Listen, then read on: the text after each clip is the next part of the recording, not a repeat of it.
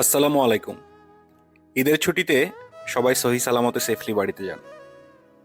অতিরিক্ত যাত্রী হয়ে কোনো ধরনের যানবাহনে উঠবেন না।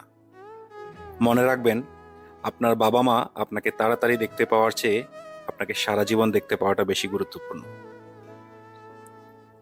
দয়া করে পাবলিকালি যেখানে সেখানে কি ভাই এবার গরু নাকি ছাগল কোরবানি দিচ্ছেন জিজ্ঞাসা করে কাউকে বিব্রতকর অবস্থায় ফেলবেন না। হতে পারে এবছর তার সামর্থ্যই হয়নি। কার চেয়ে কার পশু বড় এসব খুঁজতে যাবেন না। প্রয়োজনে ছোট পশু কোরবানি দিন, কিন্তু কারো কাছে ঋণী থাকলে আগে সেটা পরিশোধ করুন। কোরবানির পশু কাটাকাটির ছবি সোশ্যাল মিডিয়াতে দেওয়া থেকে সংযত থাকুন। মনে রাখবেন, মনের পশু কোরবানি না করতে পারলে কোরবানির কোনো অর্থই নাই।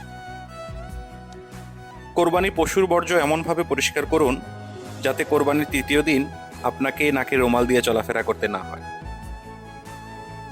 শহরে ফিরে আসার সময় আপনার সকল রুমমেট হয়তো কোরবানি করতে পারেনি। তাদের কথা ভেবে মায়ের কাছ থেকে কিছু মাংস চেয়ে নিয়ে আসতে পারেন। মনে রাখবেন, শেয়ারিং ইজ কেয়ারিং। সবার ঈদের ছুটি অনেক আনন্দদায়ক হোক। আল্লাহ হাফেজ।